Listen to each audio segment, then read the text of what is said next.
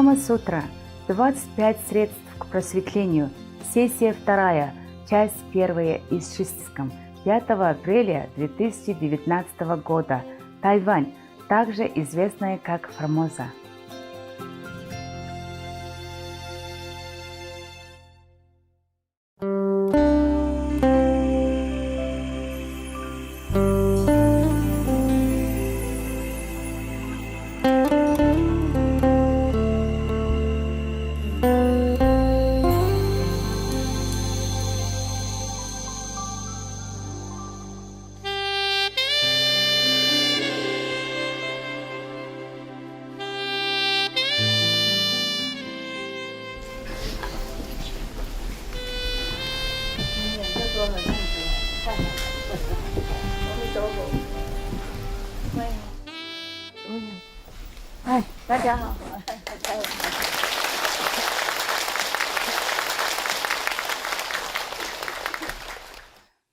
Do you like to see some northern performance from United Korea? Two手 yes, 举手. Shake hand, right hand. Okay, good. Then I will invite them to come. They're from Pyongyang, okay? The dancing artist from Pyongyang. Pyongyang, you know Pyongyang? Do I have to tell you where? Here is Korea, okay? Seoul, Taiwan, Korea, Taiwan, Southern China Sea, Taiwan, Korea, Seoul, Pyongyang. Because the dancing artist troupe, Pyongyang troupe, they wrote me a letter. Yeah. They say they are very touched that I like them, that I'm concerned about Korea. So they wanted to come to perform for me, free of charge. They even say that, free of charge. Yeah, normally very expensive to invite them, They say free of charge. Oh, I never had anybody offer free of charge before. It's me always offer free of charge. So I was thinking maybe they should come on the Korean Peace Day, huh? Yeah. You don't have time to come anyway, so we, Taiwanese, we enjoy. 3 more weeks. 3 more weeks. Whoever can stay, you're welcome, okay, huh? They'll be very happy to come. Free of charge. Imagine that. Very famous troupe from Pyongyang. Want to offer me free of charge. The whole troupe, the whole group. A lot of people. Yeah. Very kind people, eh? And we will see them, if you stay. If not, we only, the Taiwanese, enjoy everything. Ourselves. Today, there was a joke on SMTV, no? The mother come in and say, you have to go to school now. He said, I don't want to go to school. Why do I have to go to school? He said, because you are a teacher. I felt the same sometimes. Why do I have to come here? Yeah. Thank you. Yeah. Yeah.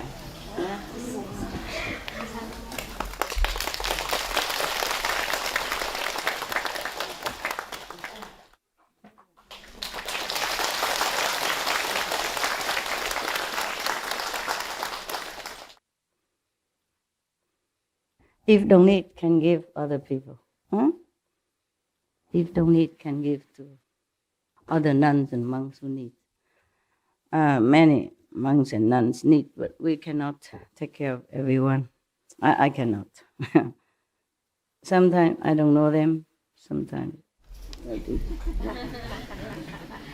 Oh, Mao 也来了啊！那个先生毛先生也来了，大家好吗？好久不见了啊！Okay, very good. By the way, is all the food okay? Yes. Really? Yes. Wow. Good? Not politely, tell me. Delicious? Yes. Okay. Brown rice. Brown rice. Yeah, beautiful. Oh, just brown rice? Vegan chicken? And bok choy, Curry. Stew? salad, Salad? Fruit? Guava fruit? What else? Soup?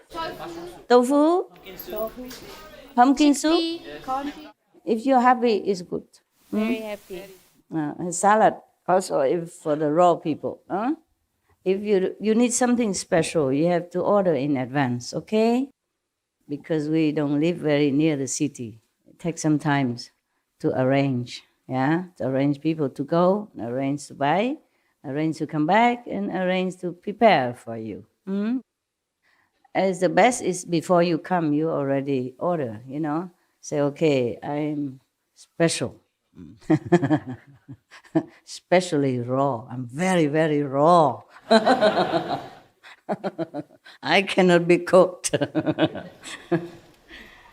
OK， 好了，哦，今天更多人哦，师兄你也来了 ，Indonesia， 你怎么看起来一模一样呢？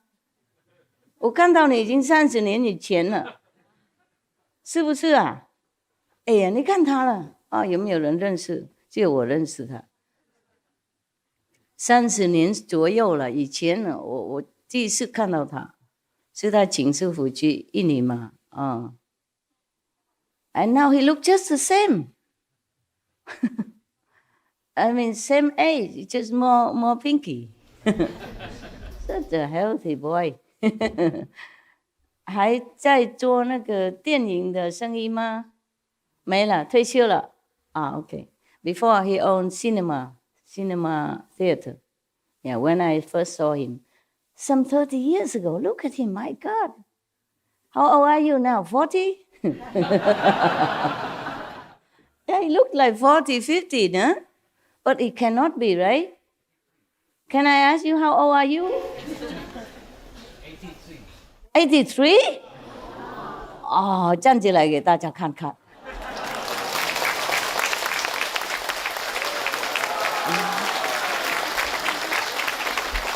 Incredible, incredible. 不敢相信啊，32不 no， 不是38 83了，不是38 83了，哦，还是这么好，还住一样的地方哈。哎呀，我会想念你们那些煮那个菜呀，我来那边的时候，哇，菜最好吃。我现在想起来还喜欢的。哎，他们不晓得他们家人煮的好好吃，也不是什么很豪华的什么，就是那个口味刚好。很高兴看到你了，好久不见了。还有你们毛跟那个周生意都好吗？还可以哈，还不退休？还没啊，小孩都长大了就可以退了吧？Never mind， 那些是旧朋友了 ，OK， old friends， yeah, long time ago. This couple from Singapore and he from Indonesia. Yeah, give a good impression of their country. Lovely, lovely people. Okay, now we go to India. You like? Yeah, let's take a flight. In our heart and flight, free of charge. Yeah. I was thinking of that joke. I also sometimes don't feel like going out to be a teacher. I can't believe being a teacher, you have to worry so many things. Before, when you see some master go on the stage or in the temple, they just go and sit and just talk leisurely, and you thought, oh, nice to be a master, yeah? And many people run around him or her, doing everything for them. Look like, yeah. How come I don't have such kind of life. I do everything mostly myself, and I have to organize many things. Of course, people are doing it, but I still need to organize, give instruction where to repair, what to do, etc., and have to be on top of it. Like how many people can come now, or we have to be in Sihu. We have to organize buses. You see what I'm saying, and all that stuff, and have to organize over there too. A lot of things. Even this seems small thing, but all day just small things, nothing else. Yeah, and my dogs also. Sometime change assistant, and the dog got sick. And until I check it out, they're already sick. Yeah, sometimes too late, and I feel sorry for my dogs that sometimes I just have to leave them for someone else to take care, and not everyone bring good energy or healthy kind of atmosphere, okay, huh? Even though you are initiated. And as you know very well, the past karma, the master power, delete. But the present karma, you must carry on. Otherwise, you cannot live. You must die immediately if you have no connection with the world at all. Yes. And because you're still connected with family, friends, and all kind of things, give and take in this world. So we have to carry on this short life for a while. Yeah, whatever we have to do, we have to do. That's why we need the 5 precepts. That's why the precepts come in. Otherwise, maybe your karma in this life is already destined to be bad. Yeah? Then you have to rely on the master power also, but your own willpower, the precepts, to know what to do, what's right, what's wrong, so that you control yourself. Yeah? Then you take the destiny also in your hands to guide it with the master help into the right direction.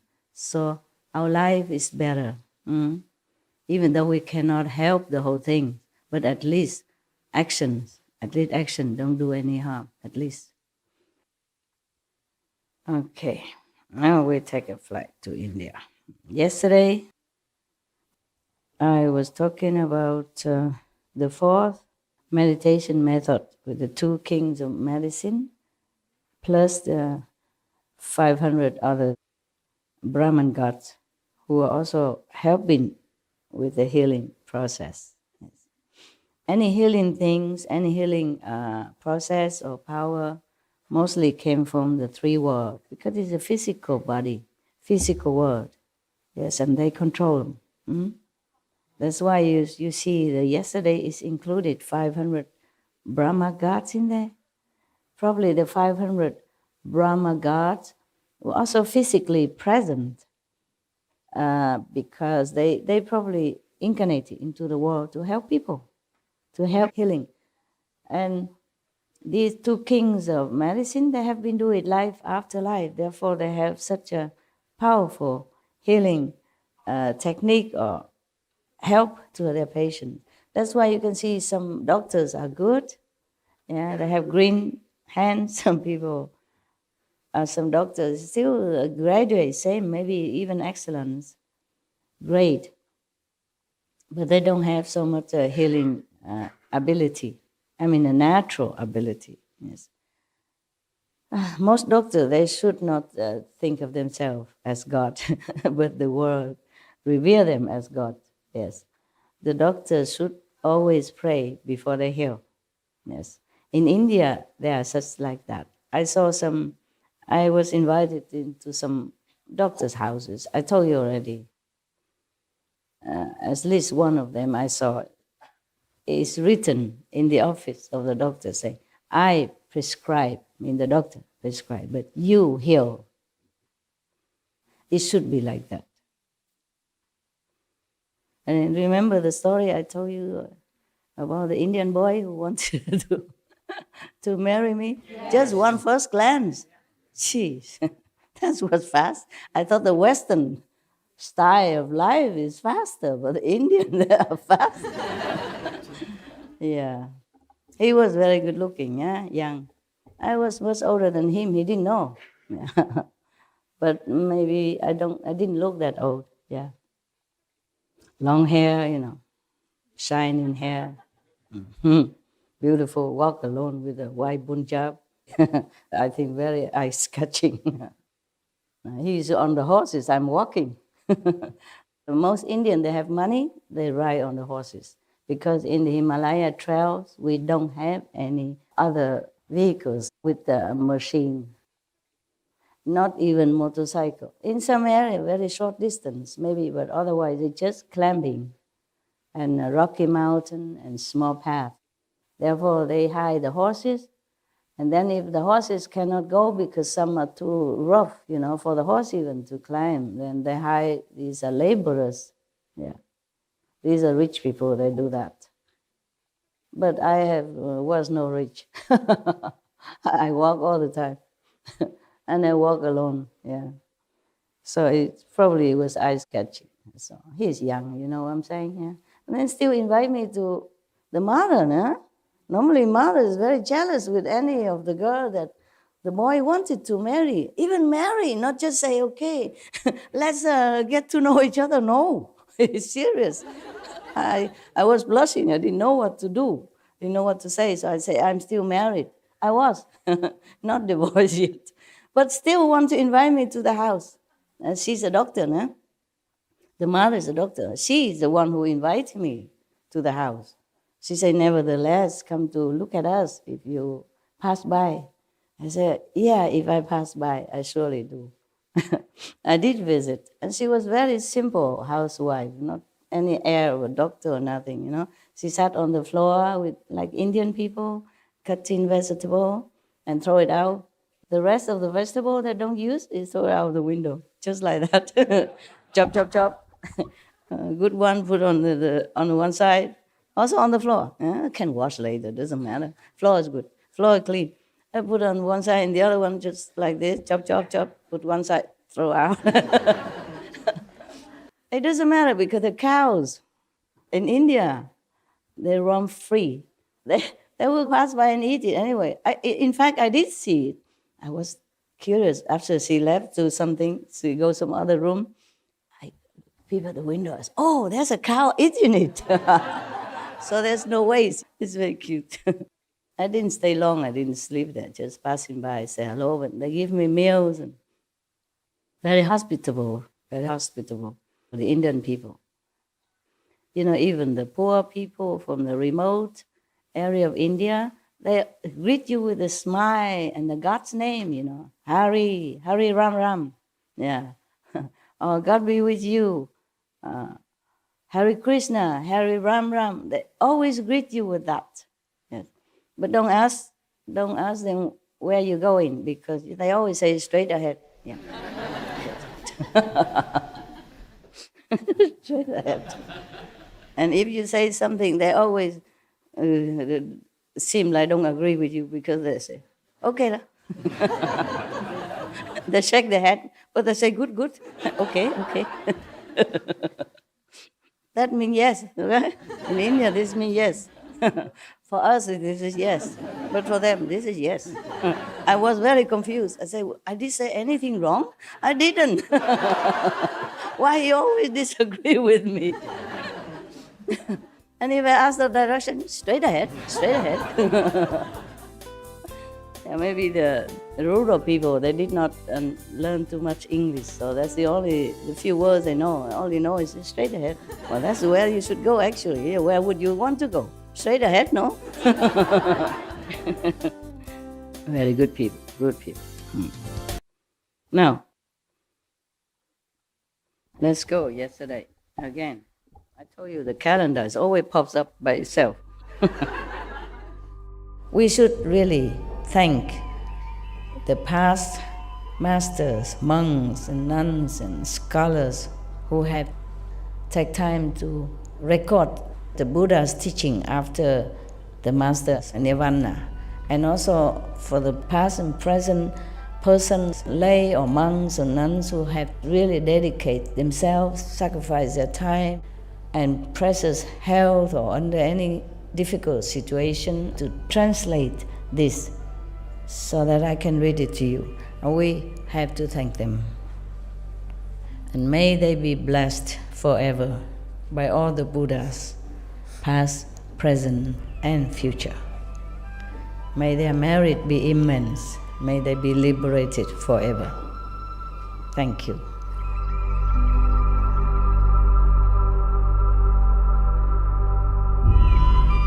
According to Buddhism and the believer and the tradition, when you read sutra and all that, you have to put on incense, flower, and bow to the sutra first and thank all the Buddhas and Bodhisattvas in 10 directions, all respectfully, before you read it, okay? And then you cover the sutra also with silk, beautiful cloth, and I just make it more popular. Yeah, more easy, simple. And I apologize to all the Buddha. I say if I done something wrong, according to the tradition, my heart is full of respect. It's just that I cannot always do that. So please, all the sin, whatever I've done wrong, is all on me. At least other people, they hear the names of the Buddha, according to the sutta, they will get benefit. Yes.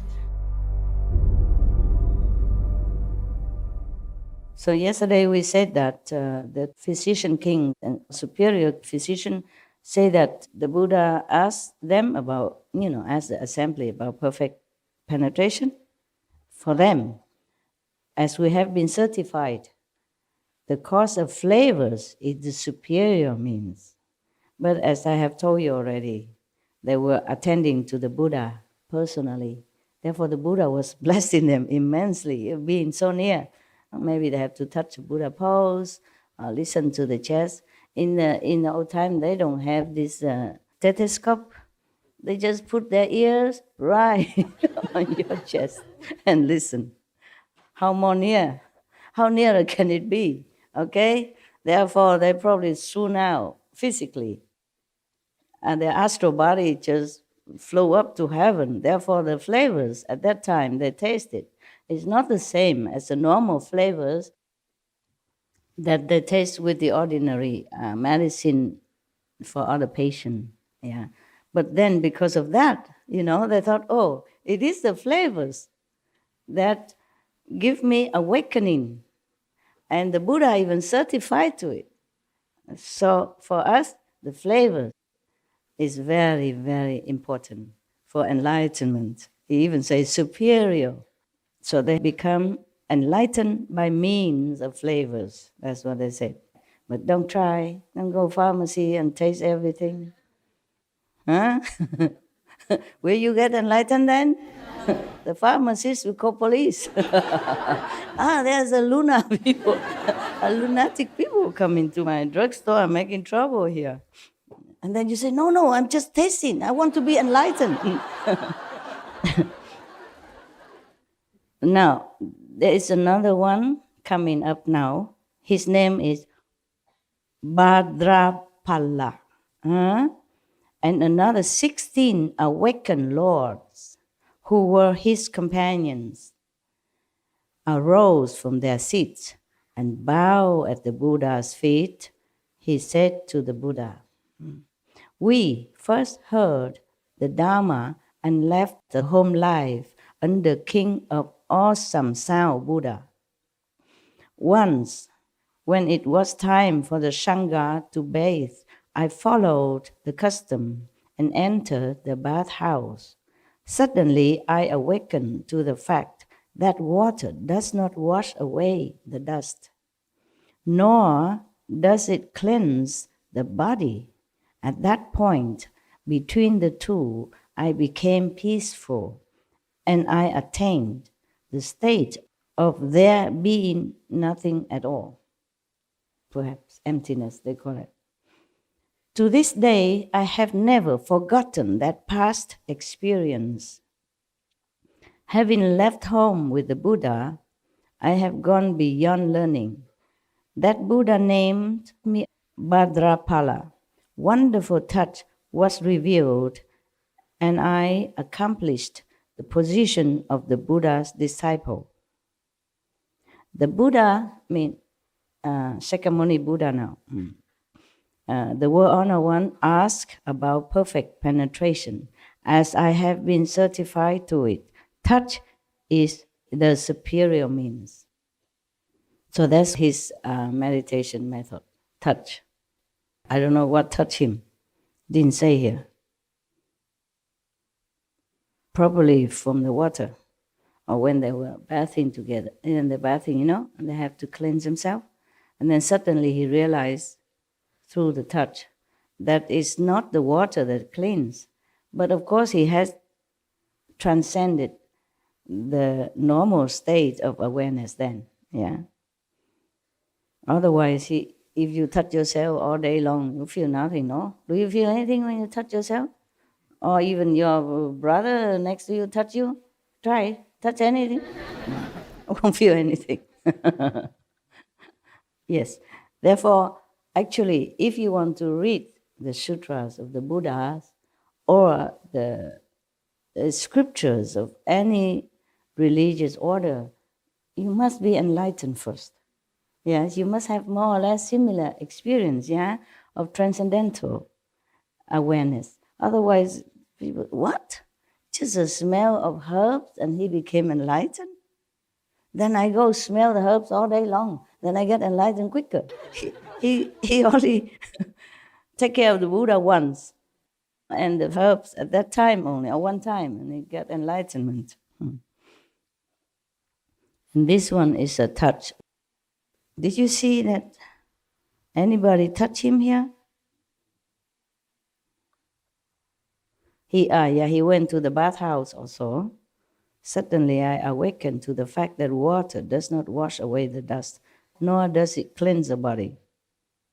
Okay, between the two, he entered the state of not because of the water or not because of the touch, and then he realized that if he's in the bathhouse, I'm sure he was scrubbing himself, trying to cleanse himself. And that's how he became enlightened. So he thought it was the touch of the body, of the sensation that he awakened. It's not. It's just like everything else before us. So now we know. So that's another one, number 5, huh? We still have 15 or something to go. Now, this another Buddha great disciple, Mahakashyapa. He will be one of Buddha's successor later on. Huh? And you should know that. Even though it doesn't mention here, okay? But I read elsewhere. It's different. So Mahakashyapa is one of Buddha great disciple. And then another nun called Purple Golden Light Bhikkhuni. I explained to you yesterday already. Bhikkhuni means nun, but fully precepted nun. Bhikkhu is fully precepted, 250 precepts. Yes. If a novice, then we don't call them Bhikkhuni. Yeah, we call them maybe Samini, Sami or Samini. Yeah, Sami means a young boy or new novice to come to become prepared to be a monk. It takes some time. And then Samini is a woman, lady nun, but not yet fully ordained. Yeah. These are all Bhikkhu and Bhikkhuni. Yeah, okay. I was also, I supposed to be Bhikkhuni, but don't look at me, don't question. I'm not that kind of Bhikkhuni. Sorry. Sorry to disappoint you. Maybe inside, the heart. But people don't look at inside, they mostly look at outside. They say, what? What? You say you are a nun? Oh, forget it. If you are a nun, then I'm a monk. Anybody would say that. Okay, never mind. It's just the way it arranged with the Maya, so that some people have to be screened out to begin with. Okay? I'm not allowed to just take in anybody the way I want. So the clothes is some kind of a screening filter. It's just like you have a screen door, screen window, filter out the small mosquitoes. This kind of screening, the screen door. Might as well, yeah. Because even some people already came and still cannot distinguish. Not to talk about people who did not even want to come because of the screen. Mosquitoes don't come because of the screen anyway. So, Mahakassapa and Purple Golden Light Bhikkhuni and others, maybe some more, probably practicing the same method. Therefore, they all came together to tell the Buddha what they did or what they do. So they all arose from their seats, bowed at the Buddha's feet, and said to the Buddha, "In the past Kalpa, in this region, I drew near to the Buddha named Sun Moon Lamp, who was then in the world. I heard Dhamma from him and cultivated and studied with him. After that Buddha's extinction, I made offerings to his sarira and lit lamps to continue his light." Do you know what sarira is? No, okay, I tell you. When some saintly people die, or in case this Buddha, any Buddha die, they will burn his body as a custom in India. And then whatever left over, solid substance, they will put it in a stupa. They build like a small temple and put the sarira in there. Yeah, sarira means the leftover from the Buddha's cremation. Or saintly people mostly call it sarira. Okay, most of the Buddha's sarira has become very beautiful. It's not like ordinary people after burned, not much left, or just ash, or just some little crumbs of bones. Buddha's body condensed into some kind of jewel, 7 color of jewel. You know, it's like, imagine it's, okay, do you know moonstone? Yeah. You know crystal? Yes. It is so clear between the moonstone and the crystal. Some clearer, some not. And it's about this big. Bigger than my thumb. 2 thumbs together. About this big. Okay? And round. And very beautiful color. People would put it in this kind of small stupa, they call it. Yeah. It's like a mini shrine. And mostly it's like triangle, yeah, and decorated, carved, scrubbed beautifully outside. And inside they put the sarira. It's a relic. A relic, yes, a relic, that's correct. Yes. You Indian? Nepal. Nepal, similar, that's why they know a lot about it. All right then. So these 2 groups, the Bhadrapala group and other 16 retinue people, and also this group of Mahakassapa and Purple Golden Light Bhikkhuni and others, they are retinues. They normally have their group, you know, like he's a group leader. They have practiced already in the past, as you can hear that already, yeah? Are you okay? Your eyes are red. You didn't sleep well? No, I'm fine, Master. I'm just very happy. You were happy and you cried? Oh, why are you crying? Master, it's good. Pure tears of joy.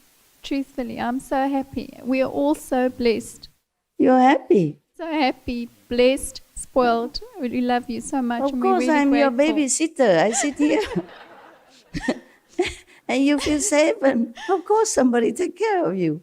But you go beyond what's necessary, Master. And I can't hear you at all. What? you go beyond what's necessary, Master, and it's just really so Beyond the touching. duty, you mean? Yes. Okay. So I mean, this is like my now. duty. Yeah. All right. Thank you. Thank you. I'm glad you're happy. Okay. You just like fans, you know, that's all. I don't know. Like those famous movie stars and singers, If they sit with you, let you come to their house, of course you're happy. Huh? Because even you're not coming to their house at all, you're not allowed to. You just stay in a big open air theater somewhere and you already hoorah, hoorah, hoorah. Oh. And here I let you in my house and entertain you every day. If you're not happy, then you must be crazy. I can understand that. Yeah. No, I guess it's different. I hope it's different. I hope you're not just my fans. Oh, whatever. Yes, I do what I can. I thought you didn't sleep well, your eyes red. So they practiced before, you see, in the past Kalpa, also in the same region where the Buddha Shakyamuni was at that time. They were practicing with the Sun Moon Lam Buddha, who was then in the world. At that time he was in the world. I heard Dharma from him and cultivated, and studied with him, etc., etc. And then after the Buddha Nirvana, she make offering to Sarita. And he lit lamps to continue his light. Maybe lighting lamps, normal lamps to offer to the Buddha. Or maybe she meant that she continued to teach people because she said she lit the lamps to continue his light. So I guess that she was kind of continue his teaching lineage. Yeah. Otherwise, the normal light cannot be Buddha's light, nah? That's what I guess. Okay. From that time on, life after life, my body has always been perfect and has shone with a purple golden light. The bhikshuni, purple golden light, and others make up my retinue.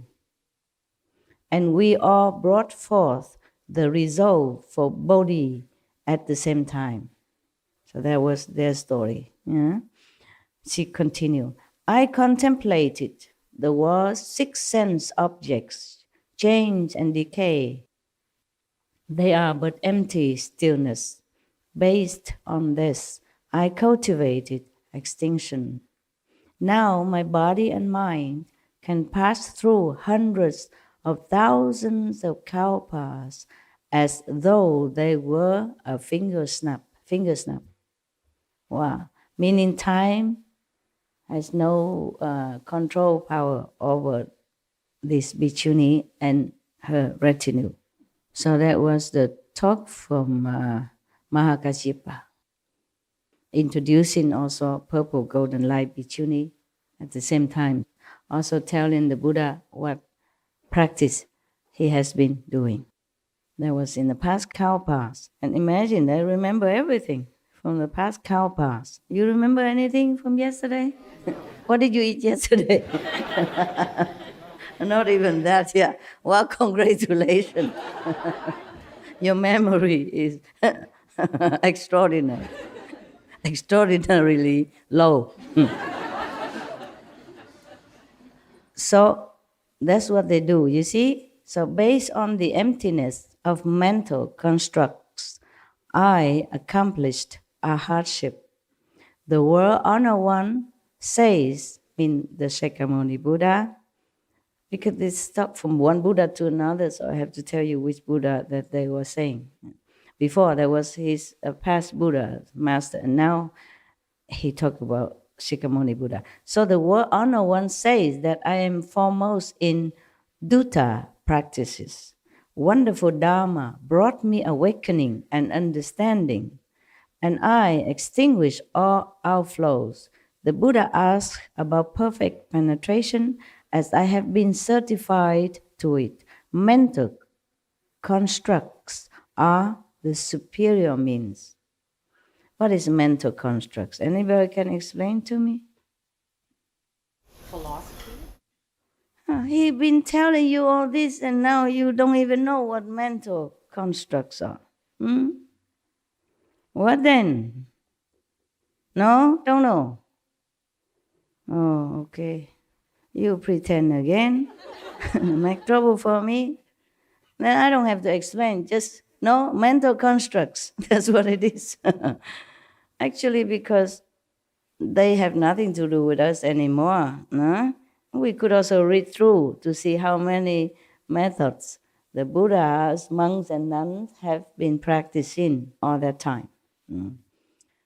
He said that he contemplated the world's six sense objects, that they change and they decay, so they are just empty. Based on that, you see, he cultivated extinction. So now his body and mind can pass through hundreds of thousands of kalpas as though they were a finger snap. Don't know. What if I say I also don't know? Okay? What? What does that mean? He's using his intellect, his mental power to observe the sixth sense, you see, that we know. Touch, smell, taste, what else? What else? The sixth sense. Okay. So he's using his intellectual power, mental power to analyze this. And it's also a kind of contemplation, concentration. Thus, he became enlightened. People use different faculty to be enlightened, okay? Yes. Even sometimes practice the same method. Therefore, people has different experiences inside. Just like you, brother and sister, I teach you one method, but some of you have different experiences. Some, have experience outside, obviously, or some benefit of some kind, and some go inside, see different worlds, different dimensions, etc. So this is what he did in order to get enlightenment. Therefore, he said to the Buddha, mental constructs are the superior means, because he think, or the sixth sense object would be deteriorated someday or another, but the mental capacity would still remain. Yeah. Therefore, he said that his body and mind is belonging to the mental domain, yeah? So he say he still have it. And his mind can pass through hundreds of thousands of kalpa, as if with a finger snap. All right. So he think if you use the mental power, the mind power, then you can be enlightened. Just be more observant, more concentrating, using the mind.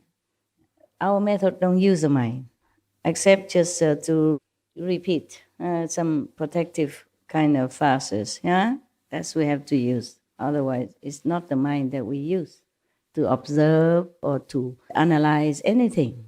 You see?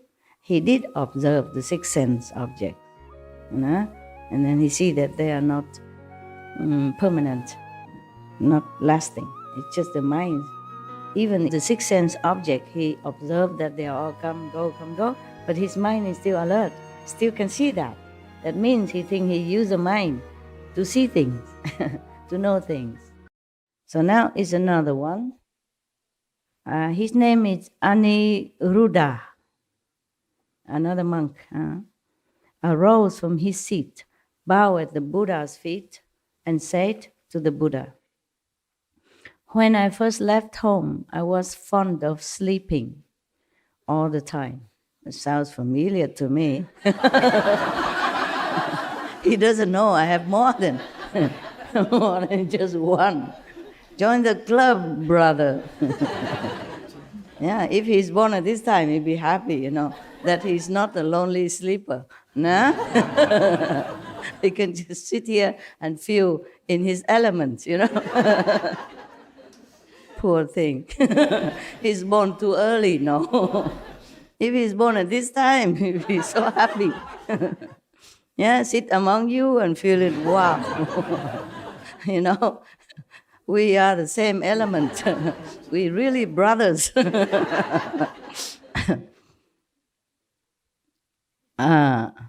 The thirst come one scolded me. Well, I didn't. At least the Buddha is more strict. You see that?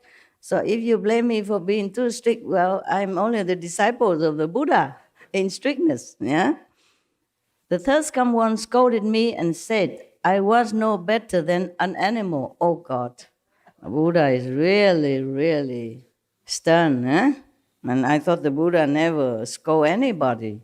Well, he did actually. He did scold. Another sutra I read that he did scold his son. Yeah. His son was as children, he was so young, little boy. And he said his young stomach cannot bear one meal a day. And he said that he is meditating too long, he cannot bear, etc., etc. The Buddha scolded him. Say that, you see this, I remember something like, you are the son of the Buddha. And it's like something worthwhile, yeah? But if you see the basin that I used to wash my feet with, can people use the feet washing basin to eat or to put something more valuable in it? So the Buddha meant that if he is not trying hard, he'll be just like a useless, common, not much worth utensil. Something like that. But here it's you're like an animal. Ooh, wow. I didn't know the Buddha can be so strict. I forgot this. Yeah, at one time, I read somewhere else. So, Buddha story. One bhikkhuni, addicted to garlic. Yeah? She also always go to the lay person's house and ask for some garlic. One day the lay person don't have any garlic in the house. So he told her that she can go to his field and take some by herself. He was probably busy or something. And she went there and take a lot or something. And from then on, the Buddha said, whoever eat garlic will go to hell. Just to eat garlic. Probably he was angry because she damaged the field of a lay disciple, which being a bhikkhuni, you should not. Yeah, and you should not be so addicted to something that you have to be so dependent and became so less dignified. Buddha probably was angry and saying, don't eat garlic, but she still sneakily going and doing that and damaging people's property. I would also be very angry. Yeah, because that is not a representative of enlightenment. Yeah? All right. So, go back to this monk, Aniruddha. When I heard the Buddha scolding, I wept and upbraided myself. For 7 days, I did not sleep, and I lost the sight in both my eyes. He tried too hard to open his eyes. Probably maybe put a toothpick or something, keep it open or in front of the light so that he don't sleep. Yeah. This go to extreme, typical disciple. Right? When I say I want a banana, they bring me every day a lot. Even the whole village cannot finish it. Yeah. And one time they bring me these Vietnamese, they call it chả or something like that. These Vietnamese ham, the whitish color, outside green, they wrap with banana, yeah, and it's round like a ham, like this. Well, this round, or this tall, and they cut into small pieces. And one day they give it to me, some slice.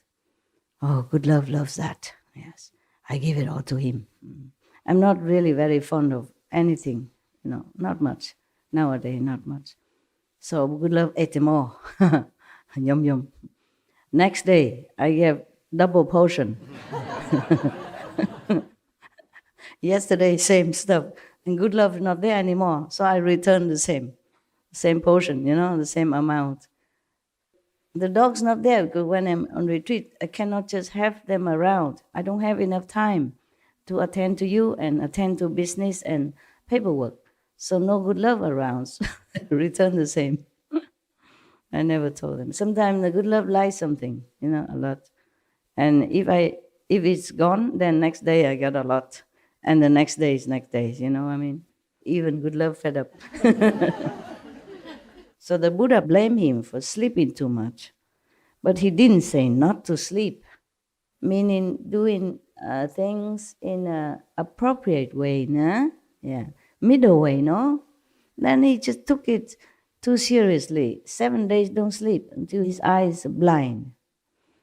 Ah, yeah, terrible. Many things like that happen here also. Repentance, good, yeah?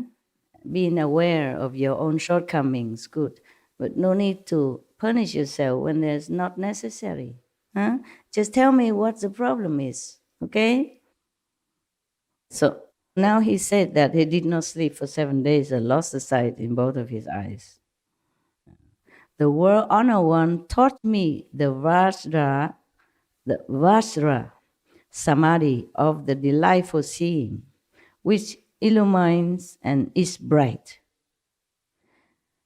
Although I had no eyes, no eyesight, no? Not that I don't have eyes, no eyesight, I could contemplate the 10 directions with true and penetrating clarity, just as if I were looking at a piece of fruit in the palm of my hand. The third come one certified me as having attained a hardship. The Buddha asked about perfect penetration, as I have been certified to it. Returning the seeing back to its source is the foremost method. Meaning, you don't see with the eyes, just like you are doing in meditation. Yes. As I have told you before, one of the Zen masters said, if he knew, the nature of our own primordial, luminous and glorious self, he would be better being blind, deaf, and dumb to begin with. That's what he said. Because we can't use anything. This physical, ephemeral nature of things and the body, we cannot use any of them for enlightenment. So that's why when he has no eyes, he realized after the Buddha taught him how to see inside, then he knows that the seeing source is not from the eyes. The eyes get the seeing from the source, just like the ears get the hearing from the true source. You see, that's why we don't use the ears, but we hear. You see, if you did not practice Kuan method, how would you understand what I'm saying? Huh? Anything at all. Yeah. Even you practice Kuan method. I asked you many times. You did not understand. Not to talk about the people who don't. The blind, lead the blind, both fall into the ditch. Yeah, now you know, huh? So hurry up, okay?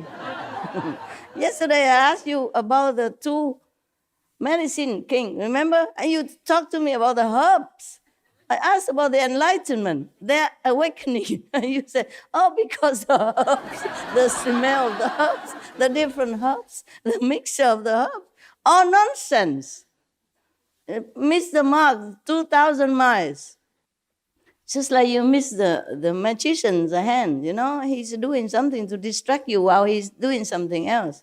That's why you don't see where the pigeon come from, or where his handkerchief come from, or where anything else come from. Yeah.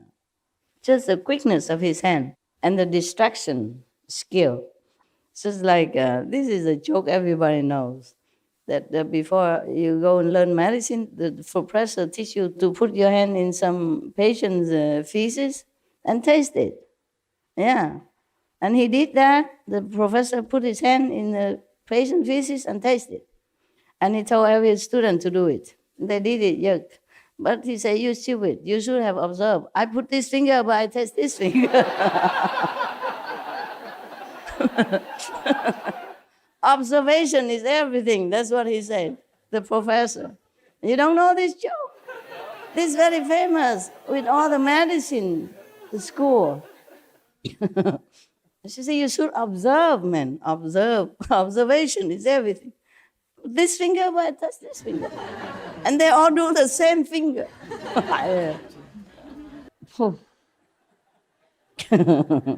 You can laugh at people's expenses, but how about you guys?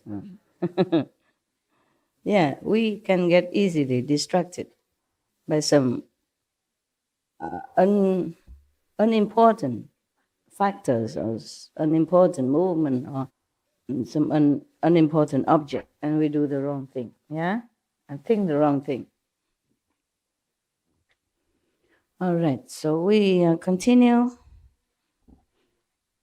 Yeah, returning the seeing back to its source is the foremost method. But seeing only, yeah? Not yet the Kuan method. Most masters, they don't teach you everything. Or maybe that master only specify in that seeing. Most people nowadays, or most master or Zen teacher, they only do the seeing. Only do the meditation seeing, concentration, or breathe, yeah? Something like that. Or observing the body, something like that. Or observing the natural of the impurity of the body, yeah. And then until you see only skeletons in front of you, something like that, yeah. But very rarely teach Kuan Yin method. Very rarely, yes.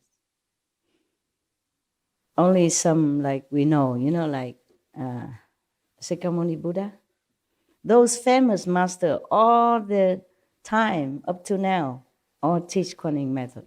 If you read carefully, you see. Even Milarepa also, yes. Milarepa master also teach Kuan Yin method. That's why before the master give him initiation, he know nothing. He just build bricks and, houses, and then get scolded every day and beaten up even until bleeding. And the wife of his master, Maba's master, must help him to put some ointments on his back. Yeah, he has such a heavy karma because he killed so many people using magic. Using magic is already a no-no. Using magic to kill the whole village is even the greatest no-no of any time. So his master has to painfully cleanse it that way first before he can be empty, pure enough to receive the great teaching. Nowadays, some masters are very compassionate, just teach you without checking you anything. So if you met such, some Indians master like that, should really appreciate. I'm not talking about me or anything, just in general, okay? General. His master has many disciples, main disciples, who can transmit the Kuan Yin method, like Kuan Yin messenger nowadays. So Milarepa sneakily went to one of his chief disciples who can give initiation and asked for initiation.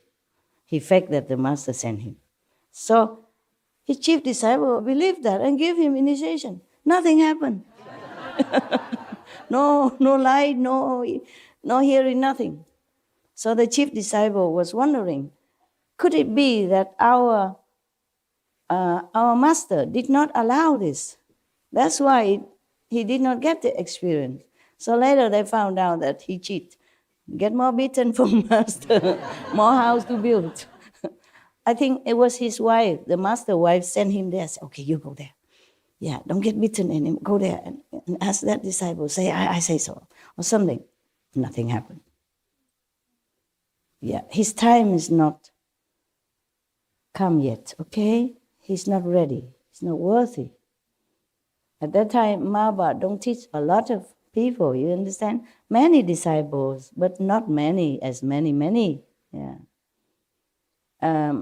Not all masters are empowered to teach many disciples. And not all masters came to teach many disciples. And not all masters take enough power with them to teach the large assembly. Some people teach only a few, like Bodhidharma. Yeah. Not like he's not powerful, but at that time, he can only use so much power to teach a handful of disciples, 5 of them, and maybe some other sub-disciples. Buddha teach many thousands, yeah, but at that time, he could teach more. He has more power. It's just that communication, transportation is not as good as nowadays. Buddha has to walk every day. So now, There's another monk coming up now. Kusdra Pantaka arose from his seat, bowed at the Buddha's feet, and said to the Buddha first, I am deficient in the ability to memorize and do not have much innate intelligence. When I first met the Buddha, he means this one, Shakyamuni Buddha, the other two were talking about the past Buddhas that they learned with. But of course now they also learned with the Shakyamuni Buddha. But this one learned directly, just like the first five, yeah? Or Ananda, yeah. Or Sariputra, I guess so. I can't remember, yeah. Nowadays, we take everything for granted. But that is also a miracle, you know? That's also one of the miracle power. 100 years ago, we didn't have it. When I was a teenager, we don't have it. Yeah. And then slowly we had black and white TV. And we have those big box that you can communicate as a telephone, but short distance. Not to America from Taiwan, no. Nowadays, we say, oh, my phone. How come it's not working enough? You know, I have to buy a new one, you know, new new product, yeah? Or new iPad or iBox or whatever that is. Oh, man. You know, not enough that there's an number 6, you know, iPhone number 6. Have to buy number 7. Yeah, new coming. Yeah, stay in all day, all morning, all night in front of the eye office in order to get some eye, new eye, the first eye, you know, and then boast about it. Oh, I got the first 10, top 10, whatever, yeah? Remember, you know, right? Yeah, telling you. This is not good enough. Must be more. More eye. Yeah, my God. We should be thankful every day, you know, really. Because I am so thankful that when I took a hot shower this morning and I was having a warm shower, you know, I said, wow, how wonderful. How wonderful that I even have hot water, running hot water. You know, in Himalaya, you don't have. You bathe in the Ganges River, no matter what the season, yeah? Some ice cubes still floating on the water, and then you have to bath in that. But be happy that you live near the Ganges River already. I was always happy and always grateful. Because some monks and some practitioners, they live far away from the Ganges River to go down the cliff, you know, and have to carry water up to their cave, which is on top of the mountain. Oh, it's many steps, or don't even have steps. You have to find your way, and it's not that easy, you know. The path is full of loose stones and rocks. You could, you know, lose your life anytime. And I stay in Rishikesh at that time, which is very near the Ganges River. Just take a short walk, you know, maybe 3 minutes, 5 minutes, you know, on the flat land. Not too flat, but, you know, not like very slippery or very slanted. No, very easy to walk, like you walk in the garden here. And go to the river and take a bath, wash your clothes and hang on the rock. And then it dry in no time. India, very hot. It dry in half an hour. Or maybe half dry, and then you can wear already. And then when you walk back to your mud room, it dry completely. No need spinning machine, nada. I love that kind of life so much. I wish I could go back there. Just rent a mud house. It costs like a gift, you know, because a few rupees. It's not even $1, because over there they don't try to make profit. They make everything cheap for the pilgrim, yeah? They're so spiritual. Even the business people, they're so spiritual. They make it so that they don't lose money only, yeah, and gain very little bit to continue and to repair the house. They don't think of business. Everything there is very comfortable. If I go there now, with not much money at all, I don't even have here, but I could live forever there, truly. The Indian people are wonderful. Nepal also similar region people, they're wonderful, yeah. And to come to talk about it, why don't I just go there? Why dream about it? Why don't go back there? Yeah, there are some mud houses you can rent, you know. If not, I just live outside. And now I even know how to take care of myself. I can even afford a tent. I can afford the bus and the horse so that I don't even need to carry. When I was alone, I can't afford it. I have to sell in or get rid of things because I'm alone. I can't afford to carry a lot. If I go to India and I have an ashram, you can also come, you know? I don't know. See where life takes me, because I really love that type of life. And I can meditate as much as I want. Evening I climb to the roof. It's flat, mud roof, flat. There's no ladder. I was so good. Now I cannot do that. And at that time I just climb up like nothing. There's some little hole in the mud house, you know? And you just use your toe to grip on it and it will come up. Nowadays, if you pay me, I won't dare, you know. Truly, at that time, I was kind of invincible. I do anything, go anywhere. Drink dirty Ganges water from the downstream on the lowest area where the lepers living up there, on top, higher up. Nothing happened to me.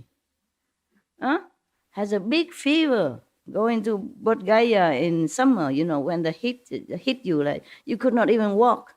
You walk like this. Like you're climbing the big hill, and it's only flat road, but it's so hot. Even Indian people don't dare go out. I was so naive. I walk in the noontime because I'm eager to go to see Bodh Gaya, you know, where the Buddha sit under the tree, the Bodhi tree to become enlightened. I was eager. I did not know time or no sun, nothing. And I walked, and it seemed like you carry a mountain and walk up another mountain, and the big typhoon were blowing you down. That heavy. Oh, I just walked like crawling, like, you know, like this, truly like this. You know, oh, very, very effortful. And then I got a sunstroke. Got sick. After I seen the Bodhi tree, fine, I go back. But somehow there is a little temple. They give me congee, you know, rice congee and vinca tofu, and I recover. And then I go to see another garden where the Buddha preached. I got another stroke again. I get a stroke. And then somehow, before I collapsed, I landed right in front of a temple again, Buddhist temple. And one of the Lama there, he's a Lama, but he is purely vegetarian. And he cooked me vegetarian food and take care of me until I recover. You know, he put me in a bed and cover me with, it like something with a net, but the structure, you know, cover me like this. He touched my forehead and said, oh, big fever. Yeah, big fever. He talked some Chinese. Big fever. He didn't say high fever. Big fever. Oh. And then he cooked for me vegetarian. I said, is all this vegetarian? He said, yes, I'm vegetarian myself. And later, when I was first in Taiwan, I sent him some vegetarian food from Taiwan because he didn't have much there, you know. It was such a big heart, yeah. In front of us, I don't know what is a deer park garden or something, I forgot. Or Varanasi, something. Yeah, I forgot. There was a temple. I just landed up in some temple like that. When I really needed, I had no more strength left. Just collapsed, you know, in front. So they took me in and take care. And just simple congee, you know, like rice soup like you eat in the morning, and tofu, bean curd, that's it, and I recover. I say, how did you know how to cook rice soup? He said, my master taught me, you know, if somebody's sick, you don't give rice, you give rice soup. Yeah. His master is a Taiwanese, a monk, Taiwanese monk, and he's vegetarian, of course.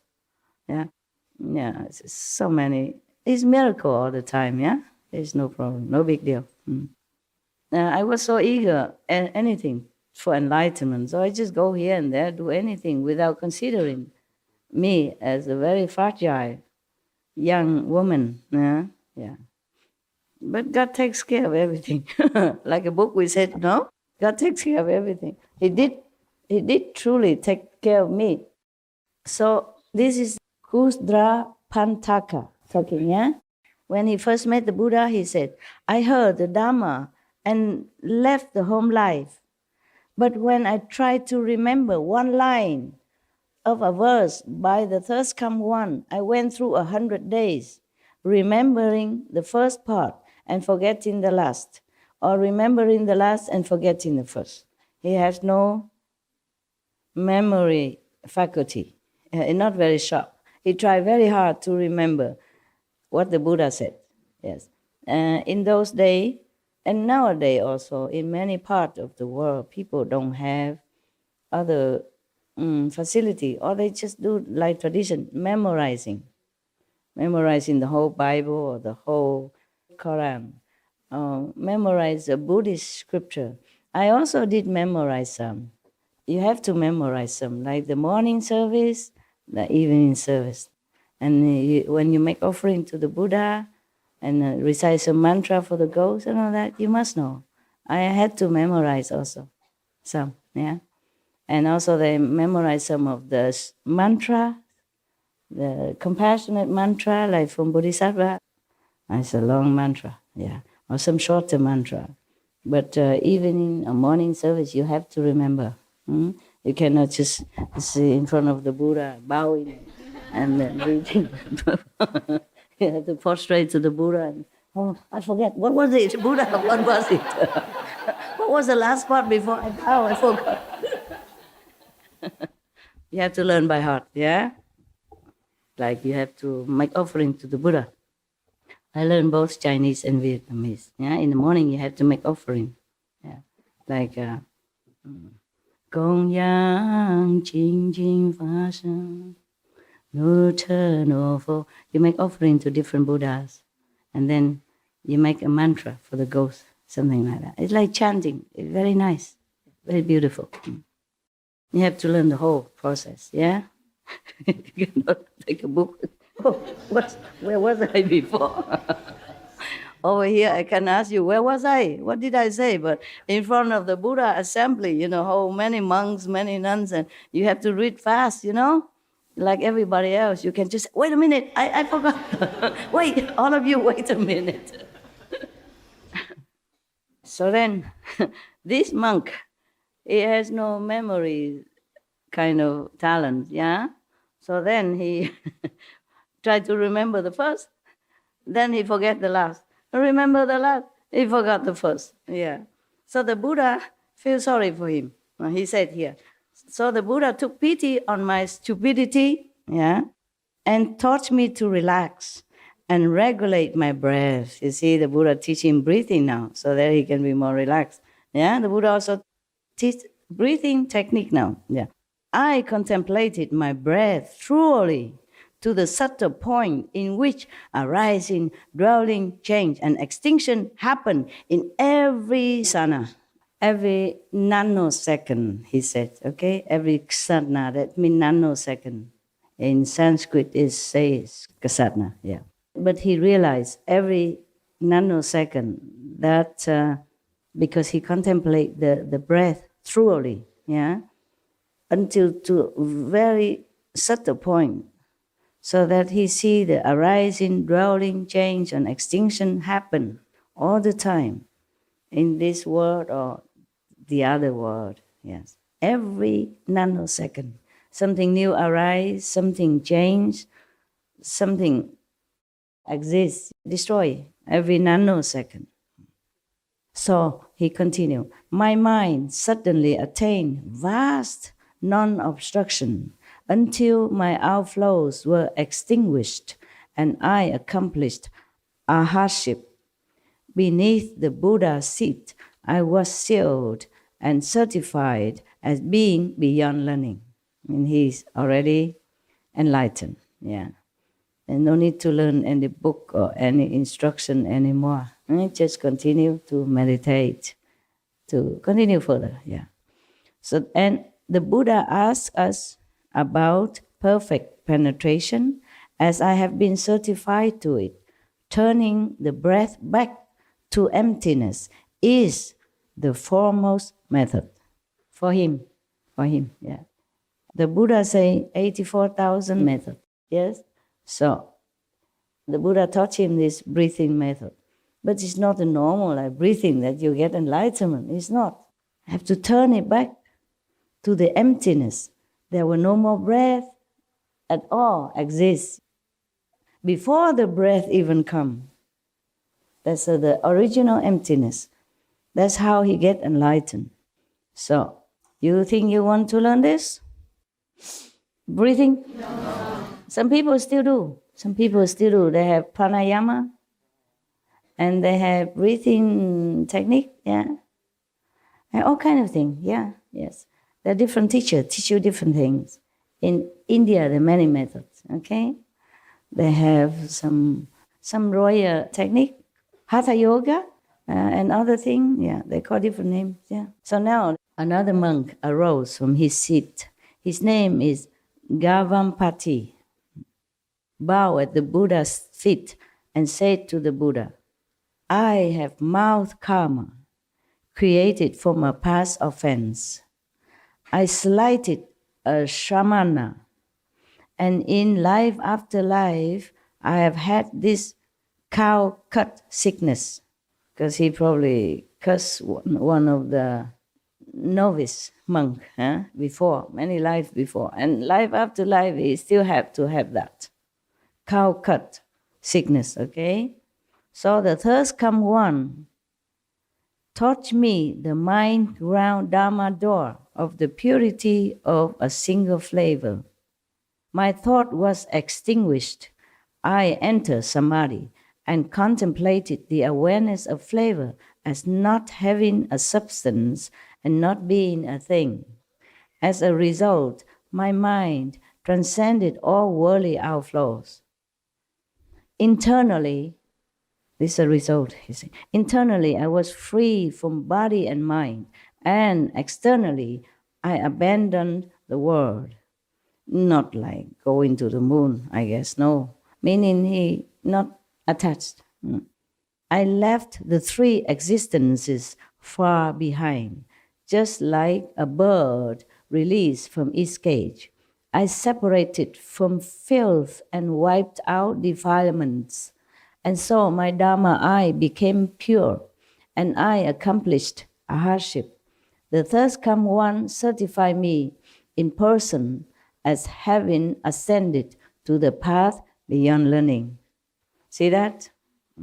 This is another method that the Buddha taught him.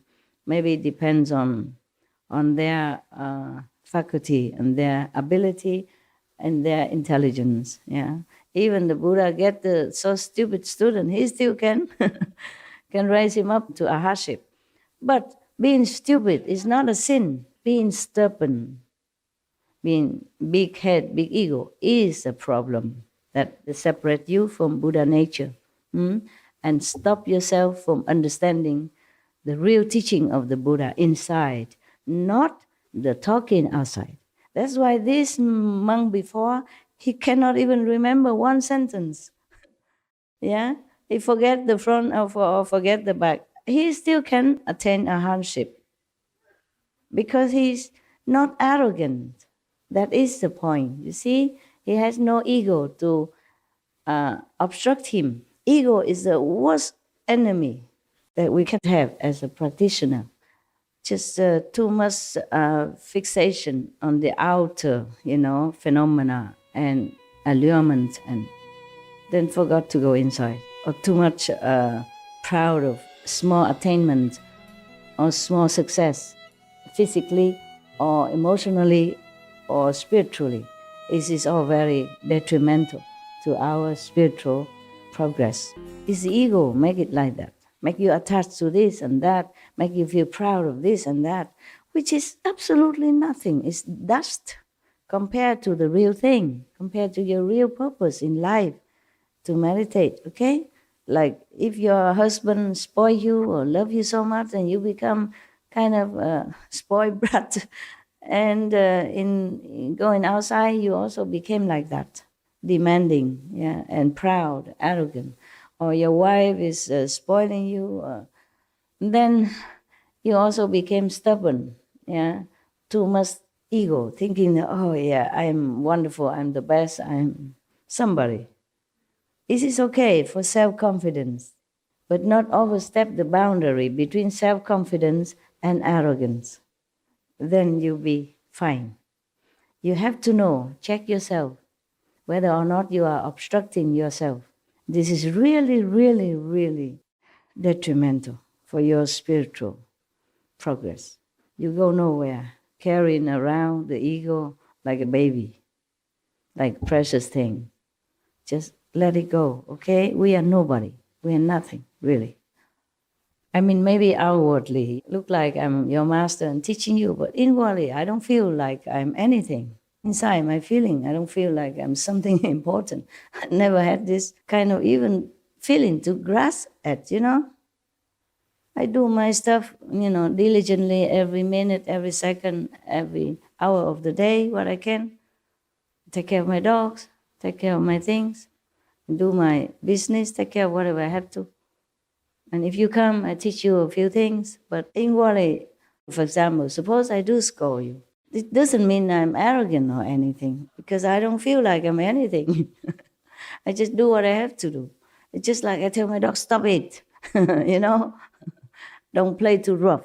That doesn't mean I don't love my dog. That doesn't prove that because I'm their master. It's not like that. I just have to stop them before they get too serious and biting each other. When they get cranky, playing too rough, and then one get hurt, and then begin cranky, and then the other one also more cranky, and then it's become a fight. Yeah? So I have to stop them then. I say, stop it. I do something to stop them, not to continue so roughly that it escalate into some more serious problem. That's all. It's not because I'm their owner. I don't feel like I'm owner of the dogs or anything. I just have to take care of them. It's just situation. Make it like that. It's just like if I teach you, I tell you something, it's just necessity. Not because I think I'm a master. Not because I think I have the right to do that. It's just automatic. It's spontaneous. So love doesn't always mean smooth talk or nice treatment. So get it quite clear. Yeah. But don't pray that I scold you either. If all of you here come and ask me to beat you up, scold you, then what else would I do? Then we can forget the whole Suragama Sutra or any sutra, whatever. Yeah, just beating, scolding, beating, scolding, beating, scolding. Hundreds of thousands of disciples, scolding, beating all day long. Like Marfa, Milarepa's master. Like what? Like how Milarepa's master was beating his... His disciple. He is only one disciple. There's thousands. Look around you. And they haven't not all come here yet. Not all of them are here yet. Thank God that the world offer them jobs. Yeah, not all can take holidays, yeah? And thanks God that some women and some men do marry them. You can't get rid of us, Master, Yeah. but you can at least get rid of some. Yeah, get rid of some, yeah, through jobs, through marriage. Children, thank God they also have children. And friends, and parents, yeah, and mortgage, yeah. And car to pay, television, machine, all these are keeping them somehow. Yeah, otherwise how do I manage? Now we go back to the Buddha's business. Another man come called Gavampati, okay? And he has a problem with the mouth. It looked like a cow cut, cow mouth. So the third come one taught him mind ground Dharma door of the purity of a single flavor. And then he became enlightened. Yeah. And he has no worldly outflows anymore. He transcended. Yeah. Internally, he was free of body and mind, and externally, I abandoned the world.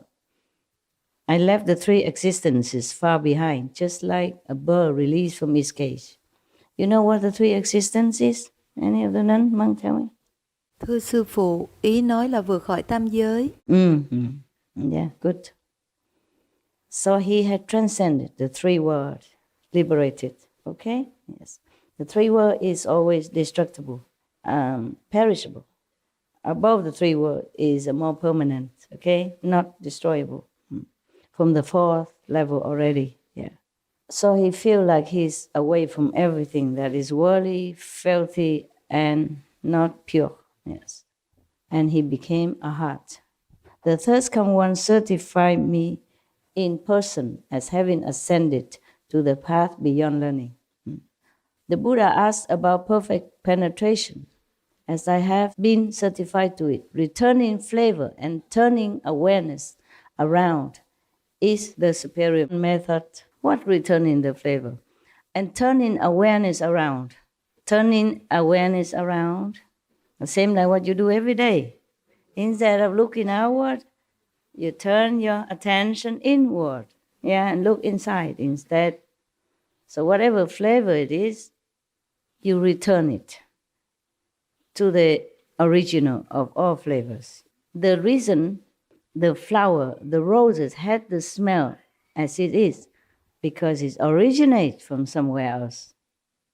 The reason you can smell the roses, because your smelling faculty originate from somewhere else. So return into the source in one saying, very simple, just turn inward. Whatever, if you have either flavor or fragrance, doesn't matter. If once you turn your attention inward, then you're in samadhi, you're free. Flavor or not, smelling fragrance or not. That's what it is, The secret is turning inside to the real world, not the physical illusion world here that we have. Similar, then they all turn inward by one method or another. It's just that you wait and see why we have to practice Kuan Yin method, okay? The punchline is still coming, Wait at the end. Now, there's another monk coming now. A monk named Pilidavasa arose from his seat, bowed at the Buddha's feet, and said to the Buddha, "When I first left home to follow the Buddha and enter the way, I often heard the thirst come one explain that there is nothing in this world that brings happiness." Is that true or not? Even if it brings a little temporary happiness, we pay a lot suffering afterward. Nah?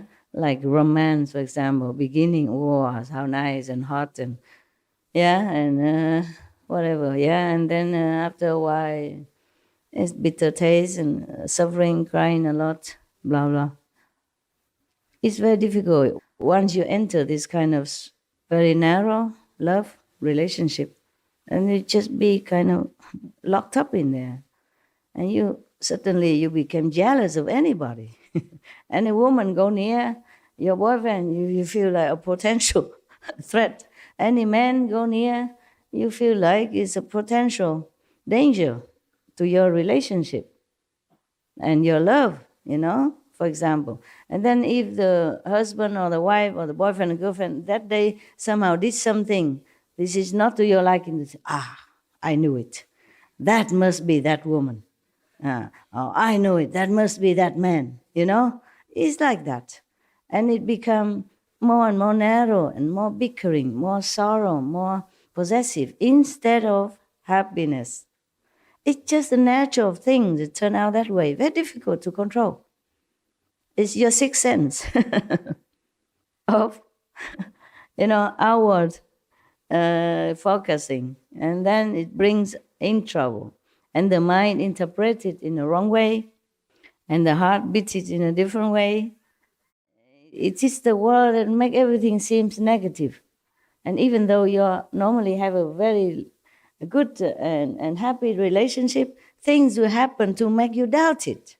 I don't think any woman would never doubt her husband or boyfriend's love until the day she go into this 1 meter square box, right?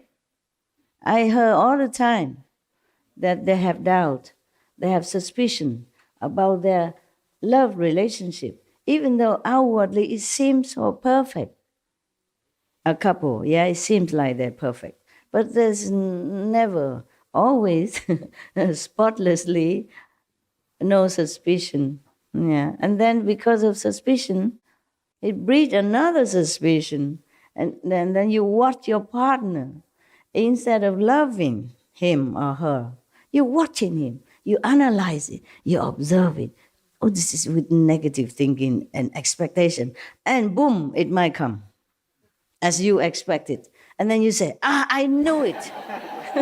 I knew it would happen. And now it comes. You see, I told you, I knew it. And then the more you told him or her, the more it happened.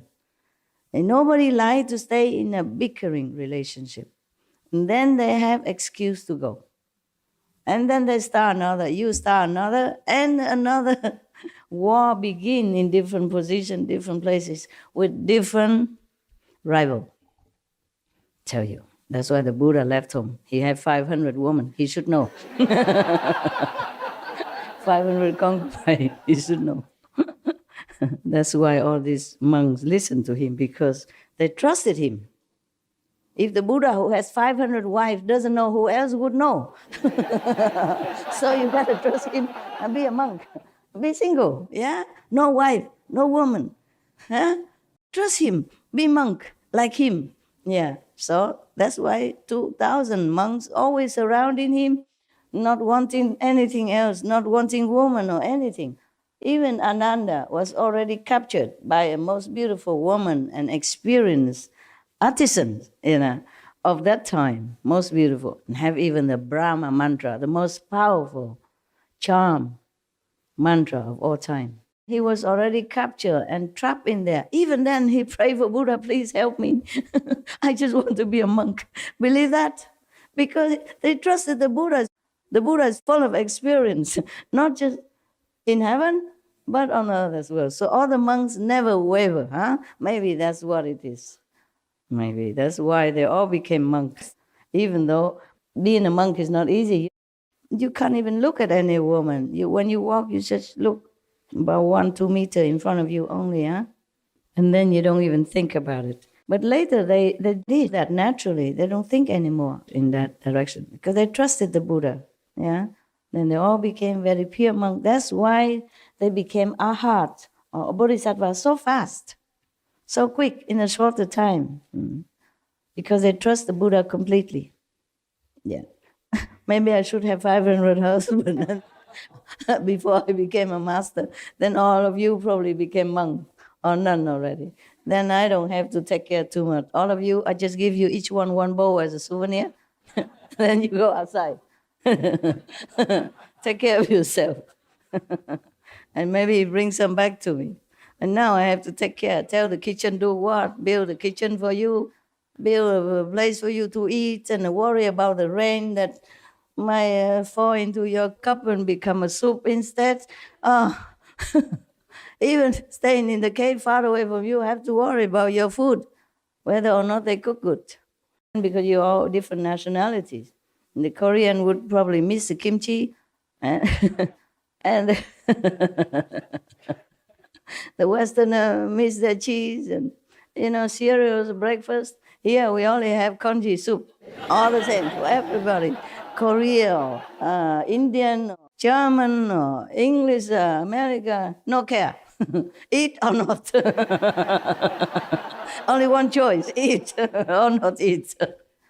Never mind, you won't die for a few days, will you? No, huh? You manage, right? You can bear the suffering, right? I feel sorry for you. Wow, what a suffer you have to go through. Eating congee instead of cereals breakfast. No?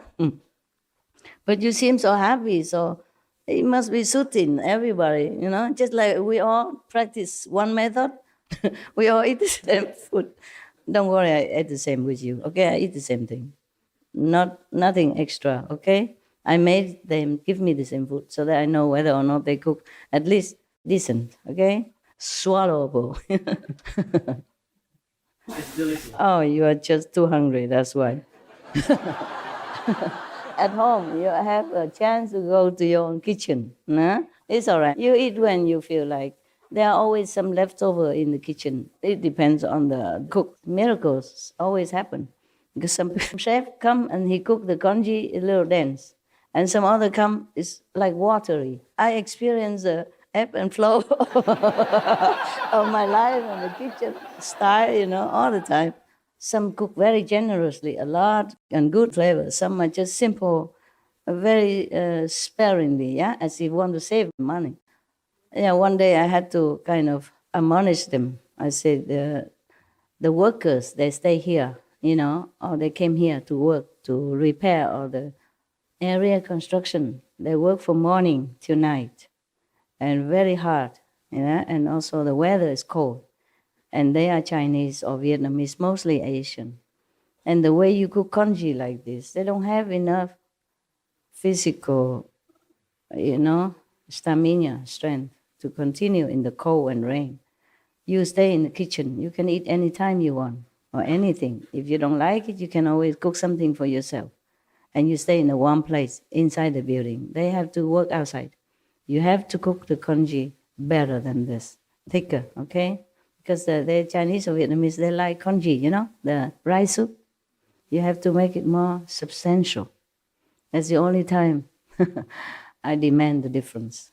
The rest, I normally eat whatever they eat. I don't really care so much. But sometimes I advise them, because sometimes the protein don't taste so good. Then the salad just too plain. You put some more nuts in it, or the sauce has to be not too sweet. No, put some avocado in the salad so people have also more protein and essential quality, substance. Yeah, that's all I do. Okay. So this monk, his name is Pilindavasta, arose and bowed at the Buddha and said, "When I first left home to follow the Buddha," meaning Shakyamuni Buddha, if they don't mention anything else, meaning that present Buddha at that time, "I entered the way. I often heard the thirst come one explain that there is nothing in this world that brings happiness. Once, when I was begging in the city, I was reflecting on this Dhamma door," meaning this method of the Buddha teaching. Dhamma door, it means a method. Where they say door, because like you can enter through that. That's why they say Dhamma door. Just the same as method, okay? The Buddha taught him that nothing in the world brings happiness. So when he was like begging for alms in the city, he was remembering that and reflecting on that. And did not notice a poisonous thorn on the road until it had pricked my foot. My entire body experienced physical pain. Poisonous thorn. There's such a thing as a poisonous thorn? Be careful where you're walking, huh? With your shoes. When I was a kid, I remember I walked very often barefooted. Yeah, and now I just remember that. How did I do that even? I walked to school barefoot, I walked back barefoot, about 1 kilometer. And I walked mostly around the village from one place to another, barefooted. Yeah, I remember that.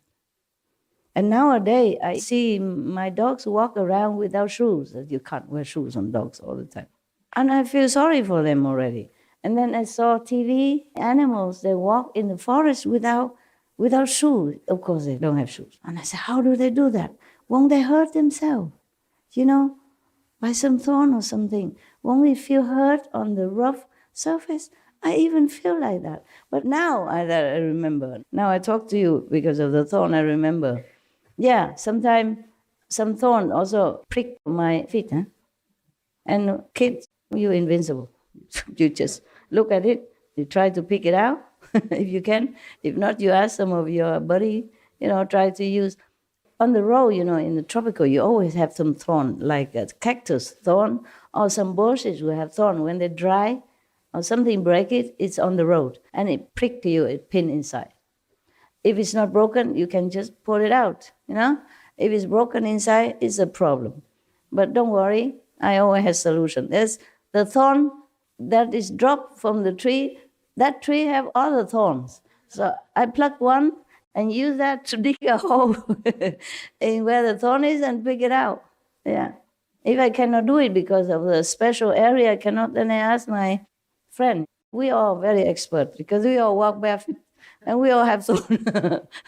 Now and then to prick our feet. No? We are kids. Kids are the most wonderful time. We are invincible. Yeah? We fear nothing. We know nothing.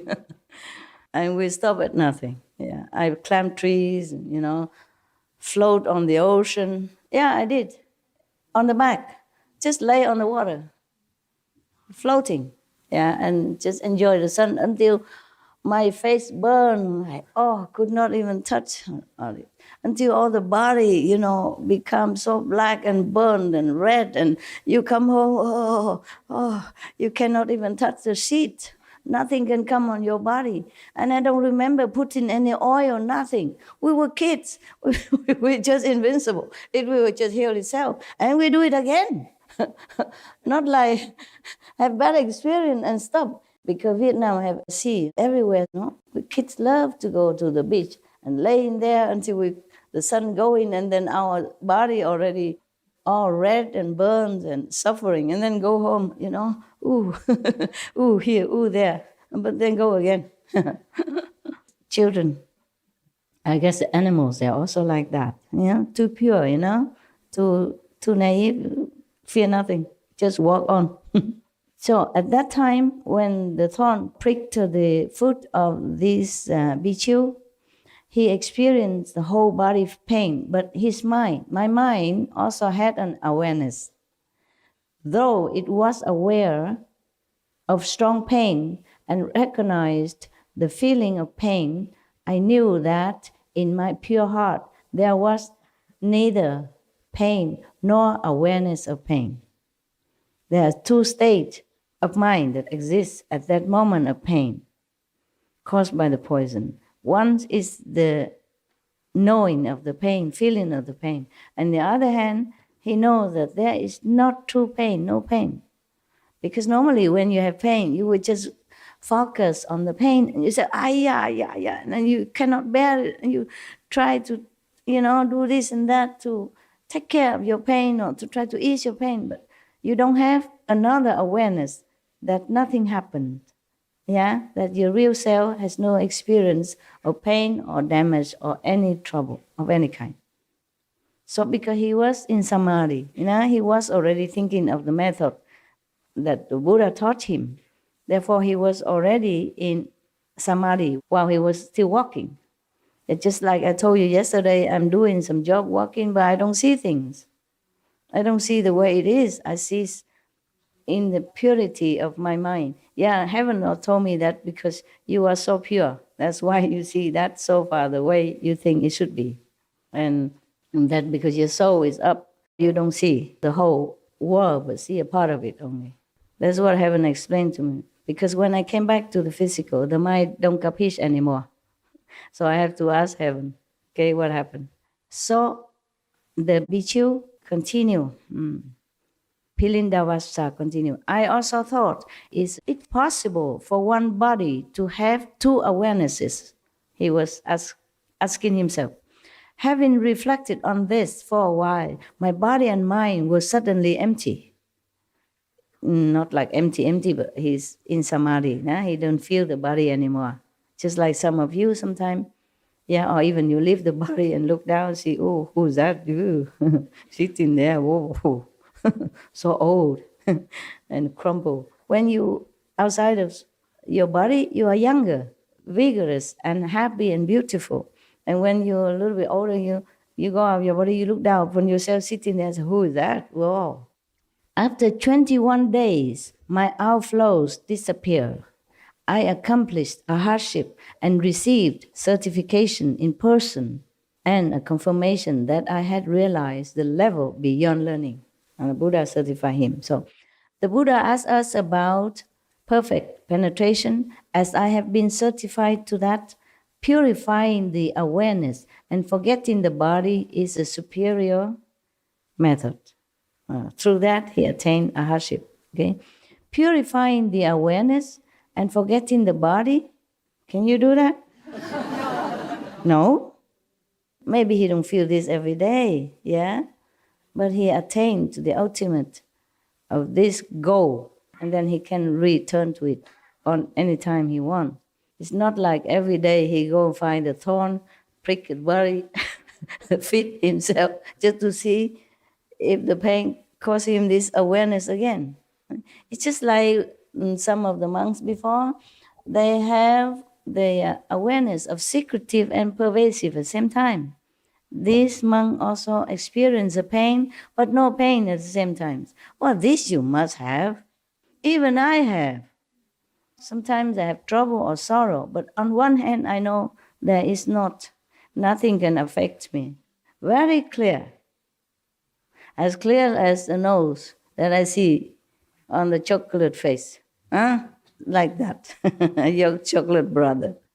It's very clear like that. On one hand, you are feeling sorry with the situation or with someone or with the world. But on the other hand, very clear that nothing happens really. Understand what I'm saying?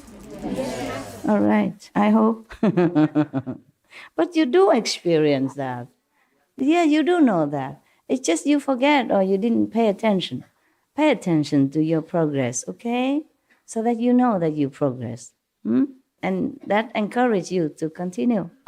That knowing that you go the right path. That's all. Not because we try to collect experience like medals or like trophies. Okay, we should know where we are and where we're going.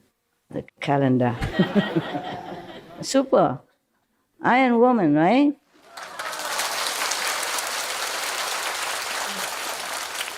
Oh, truly, I don't know why. Because if I'm in the cave right now, no, I just do leisure, do some paperwork, doing nothing, and then occasionally we'll feel tired. Cannot talk like this. Cannot imagine. Just before I come here, I couldn't imagine I go out and talk for 3 hours. I was thinking, Master, can I make it? I talk to myself just like you do, Can you make it? Oh, because you still have to work, you have to go to school.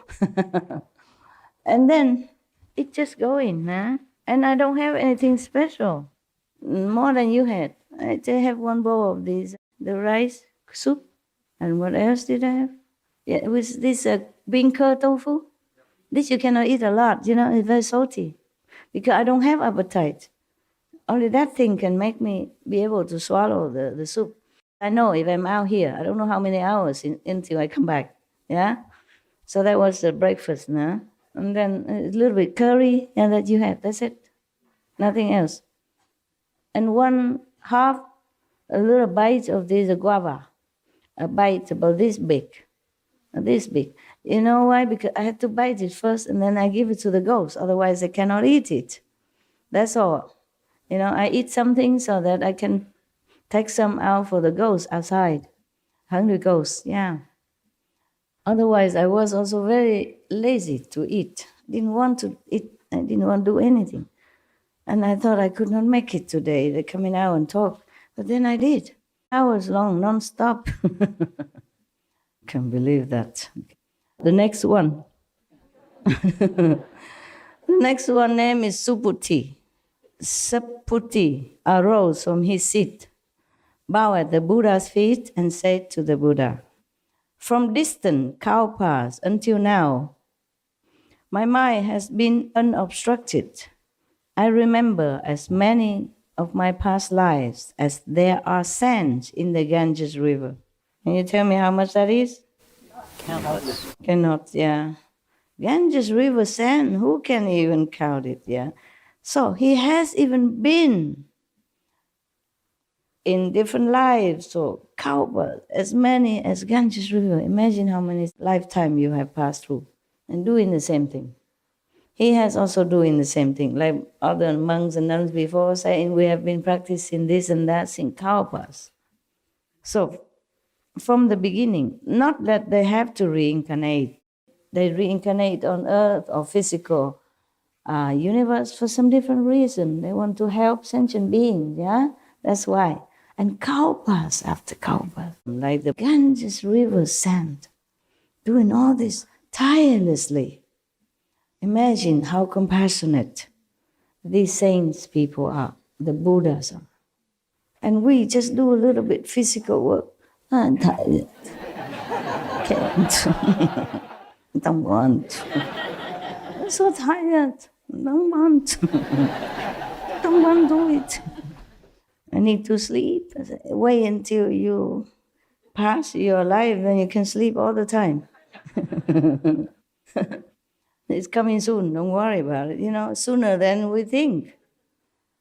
I just blink my eyes more or less and I'm already 30 years more than when I first begin. It seems like only a number, but it's etched in your body and make a real difference, yeah? So now this Bodhisattva Subhuti feeling like from the beginning in my mother's womb, he even know that. You can see it past like that.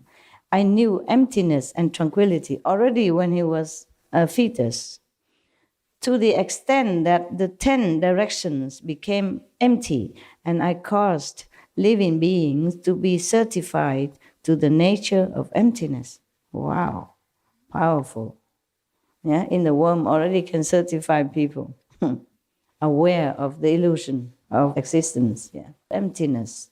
Having received the Third Come One's revelation that the enlightened nature is true emptiness, that the nature of emptiness is perfect and bright, I attain a hardship and suddenly enter into the Third Come One sea of magnificent, bright emptiness.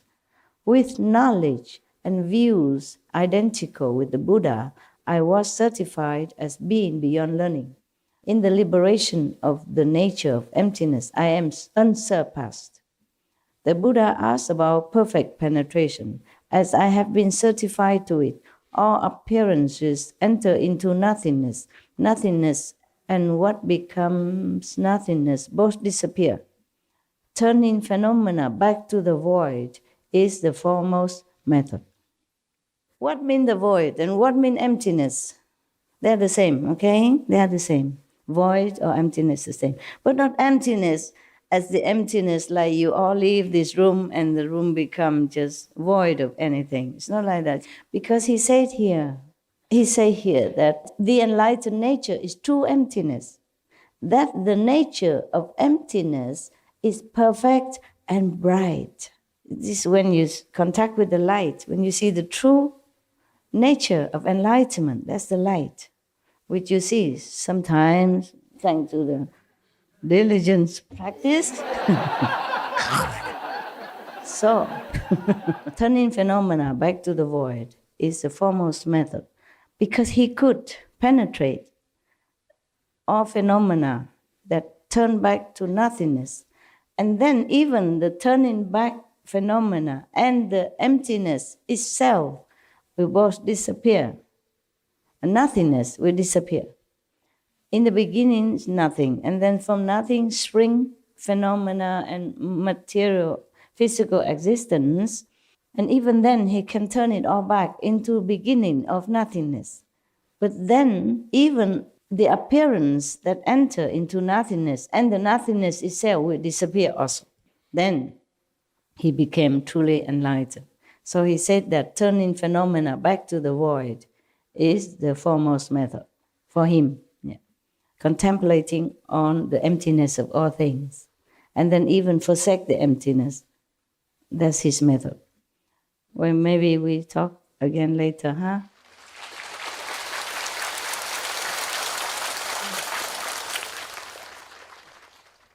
So Sariputra will be the next. Huh? I mark it here. When you hear the name Kuan Yin Bodhisattva, then you know the calendar is almost end, because she has a big calendar. So we have 15 more. We had 10 already. 25 Bodhisattva will tell you different methods of cultivation. I don't blame you if you leave me. You have too much choice. Spoiled with choices.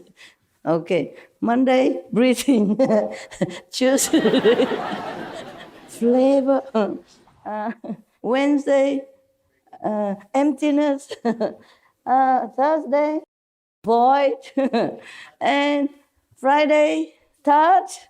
Saturday, Sixth sense. the sixth sense. And Sunday, take a rest, right? Even God have a holiday on. Take a rest on Sunday. Okay.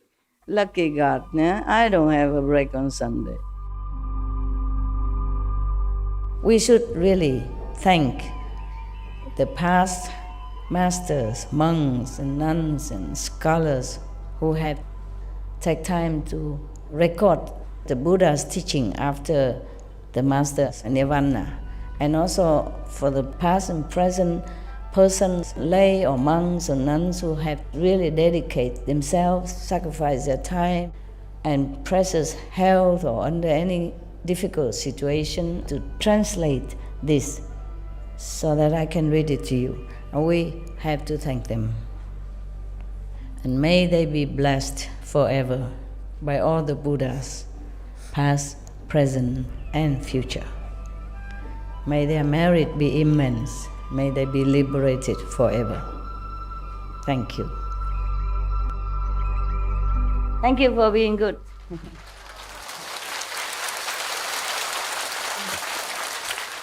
For being attentive. Yeah. Apparently, at least. Yeah. So lucky to be that. Okay, bye-bye.